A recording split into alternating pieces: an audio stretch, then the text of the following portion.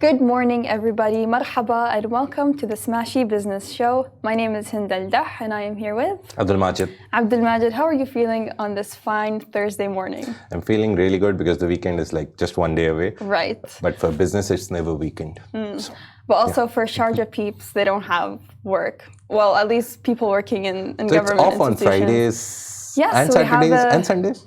Yes, 3-day weekend. Oh, so it was supposed to be Saturday and Sunday because they switched from Friday and Saturday. Yes. But I guess the ruler was like, no, you guys are taking a day off for 3 days per week. So for some people, it's half day also. Yes. I guess the private companies, they give a half day after Yes, they do.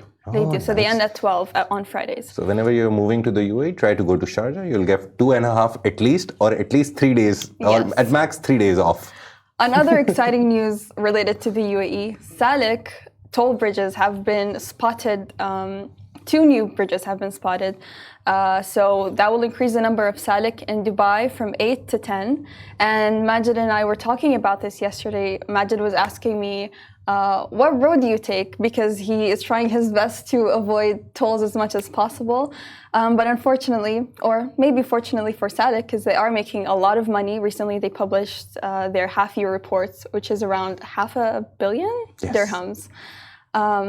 So it's set to open on Business Bay Crossing on Al Khail Road, Al Safa South on Sheikh Zayed Road, between Al Maidan Street and Al Shaif Street. So if you are trying to avoid tolls, maybe avoid going to those areas. So you will have to update your Waze and Google Maps and re-enter that part that, avoid tolls. But usually when I go to Nahda side, I have to take one toll at least. Yeah, that one that you can't really avoid. So it's good for, you said it's an exciting news. It's an exciting news for Salik, obviously. Yes. But for travelers who take that way, they will have to use alternate routes. People usually do. And there's more traffic on those roads because everyone tries to avoid Salik. Yes. But it's a good initiative. It's not bad. See, all this money that any country takes, they use it for your own good. We saw in the last rains that all the roads which were flooded were eventually cleaned up very quickly. So all the money, don't think that all this money goes somewhere in someone's pocket. It is actually used for you in some way or some form in the maintenance of roads, development of new roads. So again, enjoy.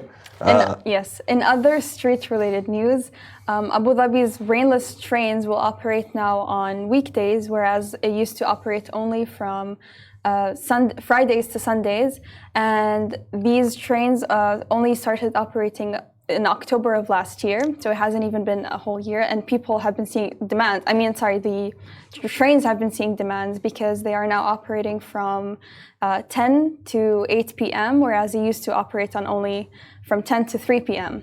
So that's great news for people who enjoy taking public transport in Abu Dhabi. In Dubai, you have Dubai Metro and it's flooded with people because it's the easiest way and the cheapest way to go from one corner of Dubai to the other corner. But in Abu Dhabi, I've lived there for 4 months. I was just telling you. But however, the Hafila system, the bus system is quite equipped to tackle the people problem, the travel problem. But these new trains obviously are a new shining light for the people of Abu Dhabi. And hopefully they'll increase the number. And the problem with Abu Dhabi that I see when I lived there as a person who is living right now and maybe listening to us or watching us, he will agree that going from an island to an island is a problem. Those are longer travel time. But whenever I used to take a bus from Hamdan to Reem Island, for example, it would hardly take 15 to 20 minutes. You can go to Yas Island also in 15 to 20 minutes using the buses. Maybe this train will reduce the time because it will have clearer paths because those buses stopped a lot. And essentially this rail-less train is a bus, a very long bus. Yeah, it's a very long bus, but the good idea, I think, is that they will have longer travel time and lesser stops. So if you're traveling from one spot to a very far away spot, that'll be good. You don't have to stop at everything. It will reduce it will reduce your time and it will be less breaks like this and more traveling. So good for Abu Dhabi. Abu Dhabi, we were also discussing maybe they will sometime in the future make a metro, but we're talking that it's built such nicely in such a grid form like this straight lines and this that even if you miss a cut, you can always turn around and come back on the same road.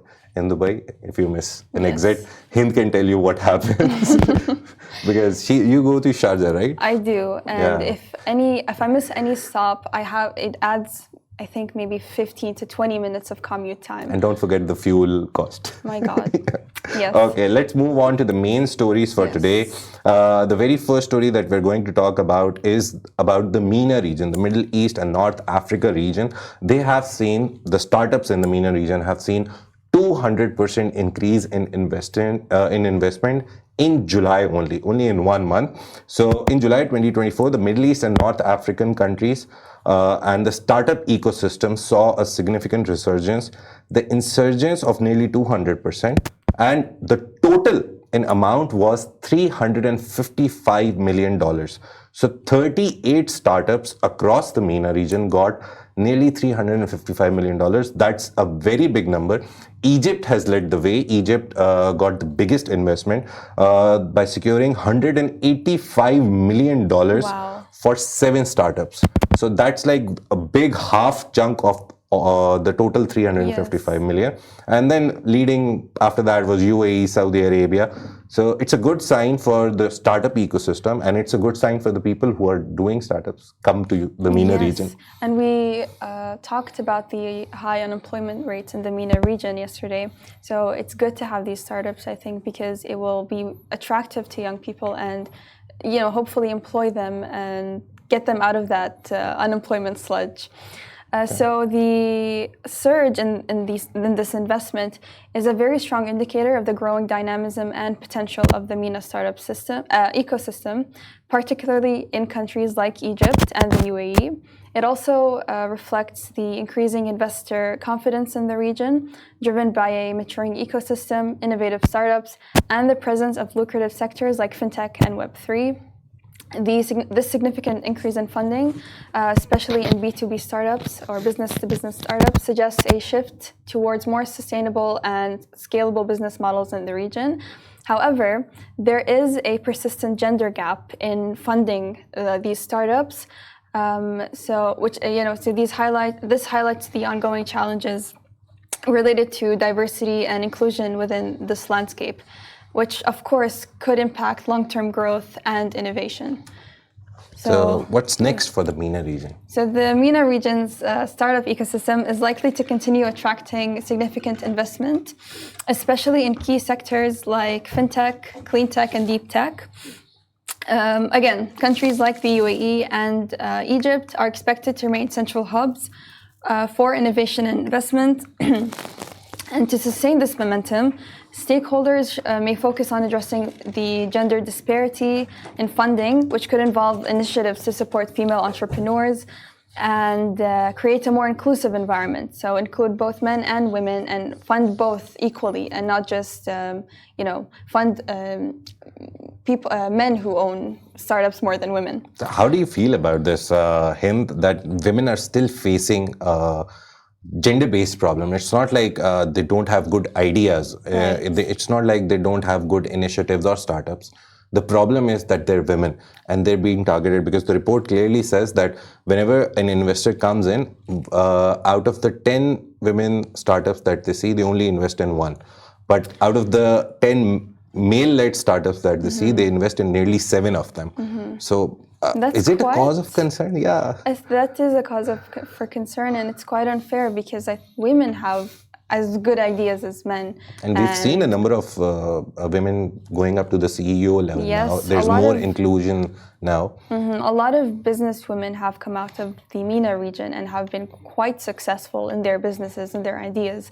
And I think it's quite unfair, and also I think the investors are making a mistake with this, because maybe you don't know they're truly missing out on what a woman-led startup could have an impact on the business ecosystem. Because we've seen the world has gone through a male-dominant system, not even in startup, across the globe. Yes. But women are rising to the occasion, and women are making waves, and women are leading startups which are becoming unicorns. So it's a good idea right now. It's a positive sign for investors that women are being ignored. So come and find women entrepreneurs, women in the startup ecosystem, invest in their projects. Maybe someone is neglecting a very good startup only because it's led by a woman, and you have the opportunity to invest in it. Again, make millions and billions. Right. So that's one thing. Let's move on to the next story. We talked about Boeing's retrofitted planes, which were introduced by Emirates. Then we talked about how Emirates is going to Zurich and Riyadh yesterday as well. Now, Boeing, even though they've faced a lot of problems in the last 6-7 months, there's been a lot of cases on them in the US. They finally outpaced Airbus in plane orders for July 2024. It's a good sign for Boeing that they have 72 new orders for the plane compared to Airbus 59. However, the interesting part of the news was that the plane that had a faulty door in the US and which started the trouble for Boeing is actually the plane that is being ordered now more. So 72 new orders. The company is still reeling from the aftermath of the high-profile security incidents. Happened in January 2024, not that long ago. So let's hope something good is coming for Boeing. It's kind of scary to think about because many of the world's planes are operated by Boeing. So to see those videos and to jump on a plane made by that same company is a cause for concern, to say the least. Boeing has been a very household name. We were yesterday also talking about making a brand. So whenever I used to hear about planes, it was like Boeing something, Boeing. Very rarely I heard Airbus. At least in my region in Asia where I come from, it's usually Boeing. So maybe it's their pricing, maybe it's the plane themselves. But it's good. I certainly believe that these things that happen to companies time and again, small problems, they actually help the company and the consumer at the end. Because if you identify a smaller problem, you go through a whole checkup of everything. So you do a complete audit. And that way, maybe something that you missed, you also catch that. So small problems are good for companies because they can help you avoid bigger problems during the audit process. So let's talk about this rare win in July, more recently. That Boeing's rare win is noteworthy because it shows the company's ability to secure new business even in the face of all this controversy. However, the bigger picture reveals that Boeing is still struggling a lot. So the safety concerns and the related incidents have eroded the customer confidence and have had a direct impact on the company's financial health. And we saw that in 2019, since 2019, they lost $33 billion. So, their ability to recover from that loss and to regain market share is crucial, not only for the company itself, but also for the broader aerospace industry and the U.S. manufacturing prestige. Because a lot of the controversies came because people have been claiming that their manufacturing has not been to its utmost condition, and maybe they're not sourcing parts from quality vendors. What I think should be the biggest cause of concern for Boeing, the point that you made, that someone sitting in a Boeing plane will have trust issues now. Maybe they make the best quality, maybe they improve everything, maybe their planes have no problems.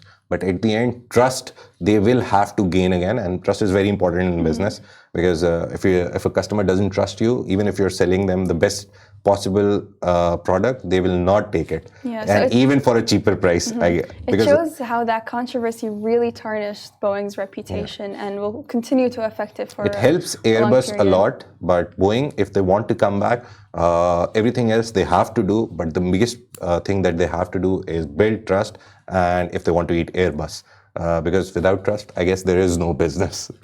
So let's move on to the last story for today. So Oman gets digital payments with boost. Oman gets digital payments boost with Samsung Pay. So the Arab Financial Services, in collaboration with Samsung Gulf Electronics, has introduced Samsung Pay to Oman. This partnership aims to advance Oman's digital transformation by providing consumers with a secure and convenient contactless payment solution. This is a significant development in the country's financial ecosystem because it aligns with the Central Bank of Oman's guidelines for promoting card tokenization services. This collaboration also reinforces AFS's role in as a leading digital payment solutions provider in the Gulf region, and also to expand Samsung Pay's reach in the Gulf. So it's, I think, in the Samsung Pay coming to Oman, they already have Apple Pay, but it's more about consumer convenience. I use a Samsung phone, you maybe use an Apple phone, someone else uses an Apple phone. So whoever has the phone, they should have the ease to pay. And again, we always talk about going cashless in the UAE. Wherever you go, you just take out your card, tap it, and walk away. You don't even have to sometimes look back and see if the payment is gone through or not. So the systems are so clean now in the UAE in regards to cashless payment. So you just tap your card, or I don't tap my phone. Usually people tap their phones. What do you usually do? I always tap my card. I don't want to put any. Tap the card. Yeah, I don't want to put any details in my phone. I'm a skeptic. I believe it can be stolen. That's very smart. But yes, Apple Pay, Samsung Pay, all these payment services, they give you a lot of security. It's not. I'm not saying they're insecure, but what I'm saying is a person like me is really scared of theft. You're right. Identity Understandable. theft. Yeah. So I tap the card. You maybe tap the phone. I tap the phone. It's much more convenient when you just have everything on your phone to just do and just go. So Oman people have now also this convenience, and which is very important when it comes to any business, consumer convenience to get any product, any service that you're giving. I recently read a report on the website. It was about website development, that when you're making a website, usually people who actually order something from your website, they do it in the third or fourth click. They don't want to click more than thrice or more than 4 times. So usually websites which have a good e-commerce websites, they have a good payments like from the shop, the visual shop that they have, to the cart system, to the cart that they're adding the products to. It should be 3 or 4 clicks, and your business, any business, will work fine. So yeah, consumer convenience. It's always about making the things easy for consumer, and eventually you'll get profits. Yes. So the fact that this rollout of Samsung Pay in Oman is being implemented could pave the way for broader adoption of digital payment methods across the country, potentially leading to increased collaboration between fintech companies and local banks. This could be a huge win for Oman's economy. And as consumers become more accustomed to contactless payments, other digital wallets and fintech innovations might enter the Omani market. So AFS and Samsung will likely focus on expanding the service to cover more financial institutions and merchants, which will further embed digital payments into Oman's economy. There could also be more regulatory updates and initiatives aimed at promoting financial inclusion and technological advancement in the banking sector. Very, very complicated, technical explanation. But what was your biggest problem with cash? Well, you know, it's a funny question that I ask people. To be honest, the worst thing with cash is like after you get your change back, it's leaving the store whilst trying to be as quick as possible, stuffing your cash in your wallet, and usually I just end up throwing it in the bag itself, and so I have to. There's always someone standing behind you with the trolley. Quickly, do it quickly. So yeah, taking care of the change is the most difficult part of cash. I was telling her that back in Asia, in Pakistan at least, we don't really care about the coins. They have very less value, 1 rupee, 2 rupee coins, 5 rupee coins now even. So we don't really care about them. We just like give it to someone on the road.